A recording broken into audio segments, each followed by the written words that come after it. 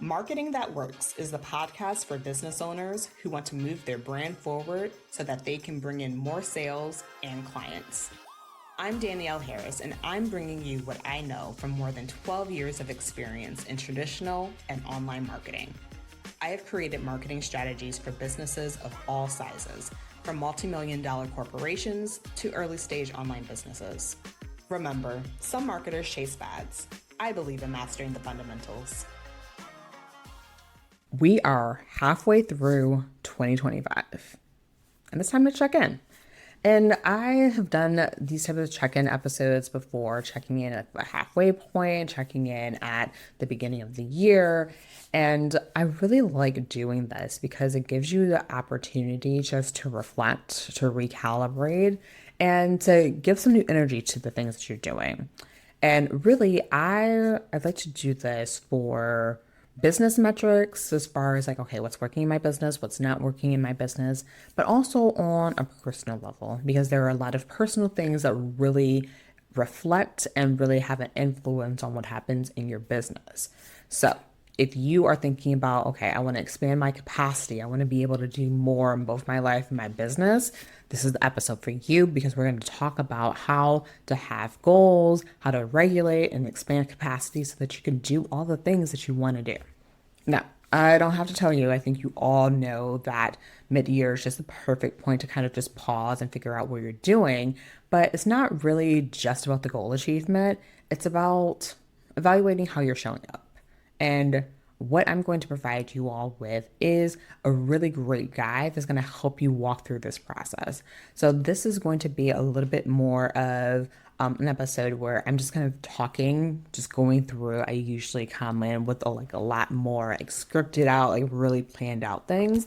I have a lot of outline, but what we're going to do today is I'm just going to kind of go through and I'm going to reflect. And if you want to follow along with me, like I said, I have journal prompts and I have all of this exact process outlined here, and you can go to the show notes so you can get all of these questions yourself.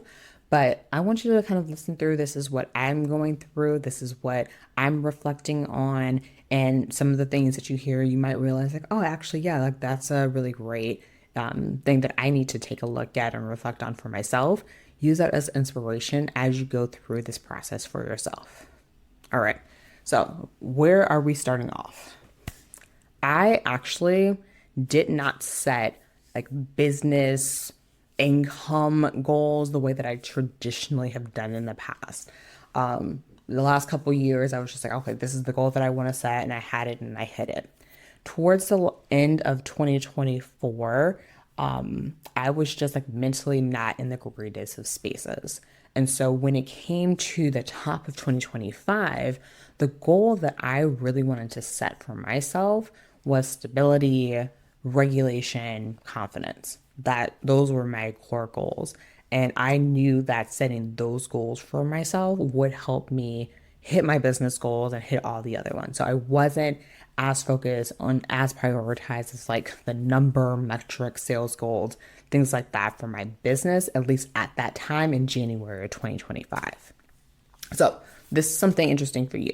I know a lot of times as business owners, we're just saying, okay, what are all the goals and all the metrics? And now in the back of my head, of course, I do have things that I want to hit at, but those weren't the number one core priorities. So for you, like other than income goals, like what are some things that you have for yourself? Like I said, my personal goal was to work on my own regulation and confidence because, yeah, that's what I really needed at the time. Now, where I'm at right now is like I'm feeling a lot more stable at this halfway check-in point.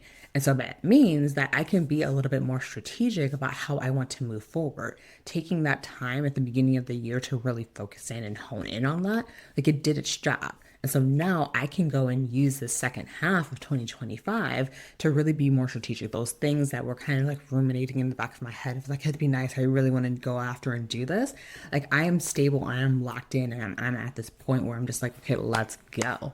And sometimes it feels like, oh, I don't want to slow down. I don't want to like stop. I want to like keep pushing and keep moving forward. And I've seen that for a lot of people who are in high functioning burnout, right?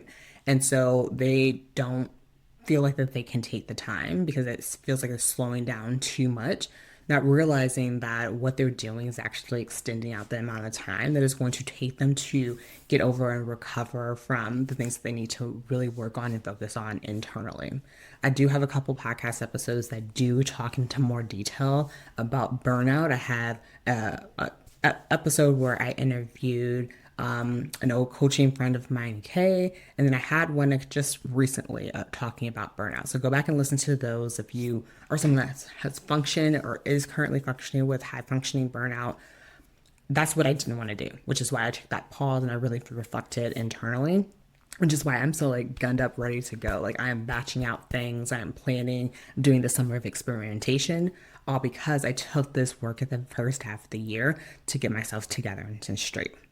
So, like I said, I am now in a great place where I'm just really ready and able and have capacity to do things at the level that I want to. But with that comes like a new set of challenges. Because I have this vision of everything that I want to do and want to accomplish, like I also know like, okay, I can do this because I've done this work before. But I also know because of all of this reflection, I know what my responses are. I know that when I start to feel pressure to do it all, to do it all right, do it all the right way, my response is to freeze and to shut down. And so my work now is expanding my capacity so that I can take on more. And then when I do start to feel this, like, oh, I feel like a freeze response is coming, like I'm shortening that. I'm using the tools that I use and learned during this season to really make sure that, like, I'm really grounding myself. I'm not putting on too much. I'm not putting on too unrealistic expectations. But the things that I can do and I know that I do have the capacity to do, I don't feel as overwhelmed by them. And I have tools that will help me go through and do that. So for me, what has helped in this capacity expanding period of mine is regular meditation and breath work. I used to be a person who thought that breath work was BS. I'm just like, why are you paying someone to teach you how to breathe? Like, what? What is that? Or you can just watch something, like take a deep breath. That wasn't me before. That wasn't my lane. But something that I found that especially during like highly activating times where like my urge when I feel like so much is going on and I have so many things to do, my natural inclination is to go lay in bed and watch all of the Netflix. Like I remember doing that in college. It was the week before finals. I had so many things to study for. You know what I did instead? I watched seasons 1 through 4 of Heroes on Netflix. Save the Cheerleader, Save the World. I don't know if you remember that show from way back when.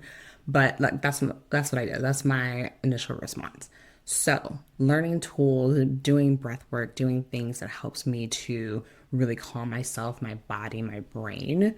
That has been really helpful in slowing down and shortening that gap between when I feel like I'm starting to overwhelm and wanting to do a freeze response into like regulating myself, grounding myself, reprioritizing things, and then moving forward. This breath work and meditation and regulation work has really been very good for me, especially as someone who has typically viewed herself as like, I'm very logical, I think very rationally, and I'm always thinking like, well, why can't I just like keep pushing, keep moving, keep doing things? But I've realized that like I, more than anyone who thinks that like, oh yeah, like I just operate, it's just fine, it's logical, it's smooth, my brain is always working in overdrive. And so my brain needs time to rest. And that's what those exercises help me to do. Stop to overthink things. I like to pre-plan the next 50 steps. And if I can't do that, then I tend to just stop and freeze. And that's my response. And that's what happens and goes forward. And so doing these exercises is helping me to expand my capacity so that I can realize that I don't need to have the first 50 steps planned out. I actually just need to be good with the fact that I know what the next 5 steps are. And my brain needs to be satisfied with that. And so for marketing, it's really been helping me with just executing the ideas because what would stop me is that, okay, I know that I needed to do this. And I was thinking like 50 steps ahead of, okay, but then I have to have all of these other things that pile up. And then the next thing I know, I feel overwhelmed because I can kind of see and know, or I don't always see and know all of the next steps, but I know that there are. And if I didn't have everything exactly planned out, then I wouldn't want to do anything at all. Just focusing and doing this type of regulation and breath work and setting those goals of having this as a regular practice is helping me to create and execute a lot faster, being a lot more focused and not leaving things in draft folders because I'm not, you know, overthinking every single step. So, for you, if you're reflecting, if we're thinking about what is happening for, what happened the last several months, I want you to think about like what were the things that you really focused on right now. Not the things that you said, but the things that you actually focused on. And I think we need to match that with the reality of it. Because I know that a lot of people said, like, okay, I said I'm gonna like really focus on my business. I said that I'm gonna really focus on creating great relationships with my family. I said that I'm really going to do whatever it is. But what did you actually spend your time focusing on and spending it thinking for that period of time? Were you actually in that? If so, great. I love that you were so focused on that. Were you focused on that for maybe the first, month or two, and then you were, no, you were doing something else? Like, I want you to know, like, what were you actually spending your time on? And then, are you happy with what you spent your time on? Because there have been years where I said that I was going to go in one particular direction. I didn't end up doing that, but I was so happy that I spent my time doing the things that I did do. It is okay if the plan changed. Plans will always change. But are you happy with how you spent your time? If you are not, then let's come up with what is it that was distracting you? Why aren't you happy with the way that you spent your time? And what can we do in the future to make sure that you're spending your time the way that you want to? What's getting in the way of all of that, right? So, for me, because I had this capacity expansion work that I was doing the meditation, the breath work, shortening my shutdown periods, like this created, like I said, a really great foundation for me to go after bigger goals because now I know that I can handle the pressure of a bigger vision without completely freezing up. So that's what I wanted to do for the beginning of the year. And I very much am proud of myself for focusing on that and not just doing the surface level work because you could, like, oh, I'm going to journal for however many days. I'm going to do this for however many days. Like, no, like I was doing the work. And so I think that's very reflective of even the things that I'm doing within this past week of just like being very focused, being very sure, me just making a decision and just moving forward with that. Even if other people are saying, like, I don't know, that seems like a lot. I'm just like, no, I just decided I'm doing it and I'm going after and I'm doing this. So for me, this is what I'm really working towards for the next 6 months. There is an income goal that I am working towards now because I feel like I do have the capacity. And even within the past several weeks, they're saying, like, no, yeah, I think if I just decide this, then I'm going to go after it and start doing it. So there's an income goal that I'm working towards to achieve. And to achieve that, like, I need to continue working on my mindset and emotional regulation. And that's on the personal side. Because for me, something that has always been a struggle for me is the difference between doing mindset work to feel better versus the mindset work and the personal growth side required to grow.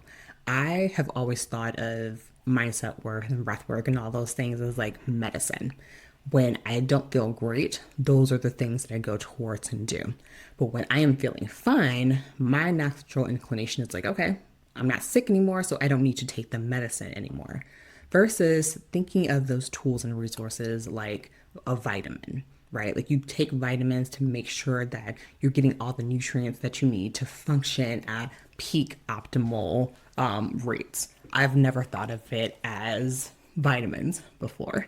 'Cause actually, with like legitimate vitamins, I'm also still very bad at taking that. And so, taking on this mindset of like shifting out of the medicine portion thinking of it and shifting to like a more vitamin thinking of it, like that's the work that I'm going to need to be able to do because I've very much gotten into a really great mindset of as far as like what do I need to do when I start to slip and start to do other things. But the whole new side of work is me doing the work to expand and grow and not freak out because that's something that I did before. I have a podcast episode, I want to say it was around this time last year where I talked about how I had a freeze response. I had a lot of things that were going on and they were going great in my business and that freaked me out, right? And because I wasn't doing this work, so I've spent the last several months getting my head straight of being able to accept and be on board with accepting and expanding and doing more in my business. Like it's very a strategic thing to be able to do, especially if you are a one-on-one business owner where it's just you in it all. Okay. So that's where that is. The so that's all going to help me with the income goals that I have, just being able to be straight with that. Then I have the mindset work that I'm shifting. So I'm shifting specifically as far as that work goes into abundance. So I've been praying a lot, I've been doing tapping a lot, and I've been adjusting like all aspects so that I have this very abundant mindset versus what I had in the past. What I had in the past, like I used to lean very negative. I was always pointing out and finding all the problems and the roadblocks before. Like that was a gift that I had of mine. Like someone would come to me of saying like, hey, like this is the thing that I want to do. And my gift has always been like, oh, have you noticed this? Well, this will be a hang up for you. This will be a hang up for you. And this thing will be a hang up for you. And not from the sense of like, it can't be done, but more of the sense of like, oh, like I'm very good at being able to spot out like, here are the problems and the roadblocks that you're going to have along your path, things to look out for so that your path can be smoother because you know about it, right? And so that's what helps me to be such a great marketing coach is that I'm able to then help my clients say like, okay, these are the things that are probably going to trip you up. Let's make sure that we're prepared for that, right?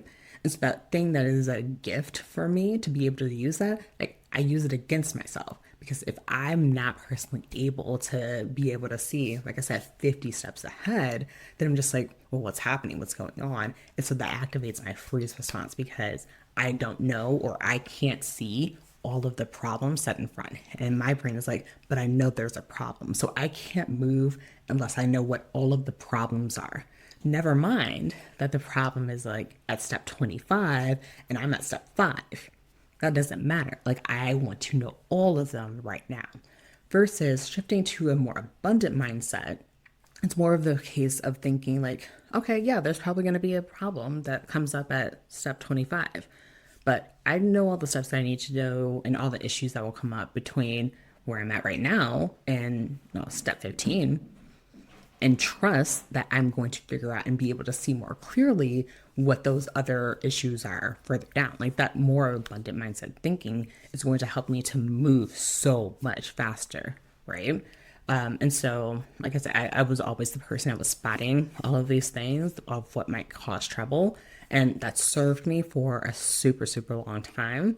But I need to train myself on being more abundant and always looking for more opportunities. So, what exactly am I doing strategically like in my business, in my personal life, so that I can go through and have this more abundant mindset so I can make faster decisions so that I can hit the goals I have? So one of the things that I did is actually super simple. I bought myself a brick. It's one of those like physical devices where you have to tap your phone up against it and it limits your phone and app usage. That has been super critical for me because first thing in the morning, what I used to always do is just scroll my phone. I would do that for like 20, 30 minutes or so, just on Instagram, checking email. And before I even got out of the bed, I was anxious, right? So with the brick, I have a set schedule so that first thing in the morning, like all of my apps are closed except for my Bible app, my calendar. I can get some text messages, but most people aren't texting me like that. They're using like another app.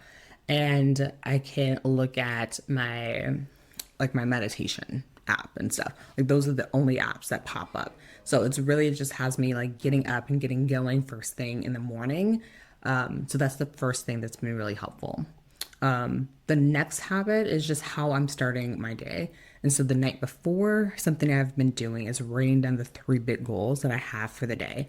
And then waking up with those things like already decided, like these are the things that I'm working on. Not that I only work on 3 things, but I know that what makes me feel proud and accomplished at the end of the day is accomplishing and doing those things. That has always been an issue for me of not having or knowing the benchmark of what I should feel accomplished by. Like the way that I feel good is knowing that I feel satisfied with like what I've done at the end of the day. Because there have been so many days where I've written tons of emails, I've batch things. I did things for clients. I did all these other things, but I didn't feel satisfied at the end of the day. And that's because I didn't really have a clear goal and purpose of what I was doing for each day.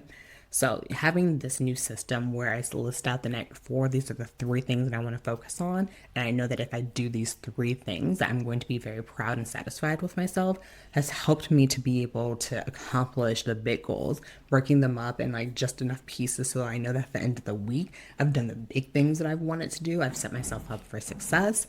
And so that I know that, like, okay, I feel and I can see the momentum going. Because if I did all of the things on my list that I said that I wanted to do, then there's no way that I can't hit the goals that I want to have, or at least some type of projects that I have. So that's been super good and super helpful for me to making sure that I'm making progress on my plan. Now, if you're listening to this thinking like, oh, this sounds very familiar, it is very similar to the book, The 12-Week Year. If you haven't read that before, it's really a great book to read. It takes some time to get into that process. I want to say that I did it with some friends last year. All of us failed at it the first time. But I think this simplified approach to it, just three things a day that move you towards the goal that you want to have, is going to be super helpful in helping you to build up momentum for yourself. Because I think a lot of times the only thing that people are missing is that feeling of momentum. So when you look back on your day and say, like, okay, these are the wins that I had. These are the things that I said that I was going to do yesterday. I did do them today. And these are the things I want to do for the next day. It gives your mind saying like, okay, I'm in a flow, I'm going. And it doesn't take that long. It can take like 3 days. And you're just like, oh, I'm in a flow. I have this momentum. I'm going forward. So if you need that, go and take that. Use that, because I want you to have all the tools necessary to be able to go and make the progress that you want to have. Some other new habits that I am really working on and enforcing is the habit of only focusing on what I said I would do, which is super helpful for that 3 goals thing. I am working on, this is active in progress, I am working on how much I check my emails. And so that is very much helped by the brick. So that first thing in the morning, I'm not checking emails. So that's been very helpful for that. Also, like throughout the day, when I would just get random emails from clients or it's other people that I'm working with, and that would distract my focus. And so limiting when it is exactly that I respond to emails or even look at it, that's going to be super helpful in keeping me focused. So that's something that I'm actively worked on. And then, yeah, just focus in general. I know that when I am focused and when I create an environment where I can be focused, I get so much done, right? So those are some of the things that I'm using. I'm using my brick. I'm setting clear goals. And then I'm limiting the amount of time that I can be distracted from other people's priorities as far as emails and other things of that nature. So for you, you're saying, okay, this is great, Danielle. I love hearing about you. But how am I going to apply this for myself? First things first, you're going to go back and you're going to download that reflection guide, right? All the things that I kind of went through as far as the personal things, the business things, the habits. I have all of those things listed out in that guide. I want you to go through and I want you to use that, because that's going to give you a cool indication of, this is what it is that I need to be doing. This is what I have been doing, and this is what I want to be doing, right? So I want you to get super clear on that. And then for me, it has been all about capacity and expansion work. So I'm going to challenge you. What is your capacity? How have you been able to expand it? Or do you just need to be regulated with where you're at right now? Do you have a bigger vision of what you want to be doing? How can you work to feel stable right now and then gradually grow your capacity so that you can do more? That's really the work of, if you're looking to grow and expand your business, it's really about capacity work. If you have the capacity to write 3 emails a week versus 10 emails in a week, or if you have the capacity, I can only do 2 reels a week, how can you expand your capacity to do more? And it's not necessarily from the sake of more to do more, but when you feel like you have a habit of being able to do it, more doesn't feel like more. You have just sharpened and grown your skills to be able to do more. There's always that adage of if you want something done, like give it to a busy person, because a busy person usually has the capacity, they've grown their capacity to be able to do and handle more. And so like the task that you give them, like it's probably going to be done. It's a little toxic and I don't necessarily like it, but like it's still some of that same feeling versus if you never really felt like you had the capacity to begin with, doing one additional thing feels like the most heavy weight that you could possibly have, right? So how can you grow your capacity? I've heard the example of capacity building, like, at first you have this 10-pound weight and like doing arm raises with a 10-pound weight, it could feel a lot if you are not used to doing that. But after time and effort, you keep raising that, you keep building up that muscle, and then the 10 doesn't feel that bad anymore. It feels super easy. And then you might go on to a 15-pound, and that might feel heavy. And then after time of doing weight training and exercising, you're like, okay, that 15-pound, like, that's not bad either. And that's how I want you to approach capacity building. It's just like being able to build up that muscle of what it is that you can handle until it feels like, oh no, that's easy, that's no big deal. Not that you're just like, I want more pressure, like for the sake of it, but because you have something that you're working towards. And so I want you to be able to build up that muscle so that you can have the things that you want in your business and within your personal life. And then the last thing I really want you to do is I want you to, actually, no, I have two more things. I want you to notice your shutdown patterns. So for me, I told you that when I feel like I'm going to a freeze response, when I feel overwhelmed, I shut down, I freeze, I go and I watch all the Netflix, I watch all the K-dramas, I watch all the things. That's my pattern. What is your pattern? When things start to go awry, are you just like, actually, I'm going to take all the chocolate and I'm going to eat that? Like, that's my thing. Or are you like, oh, when things are stressful, I go shopping. Online shopping, I buy all the things.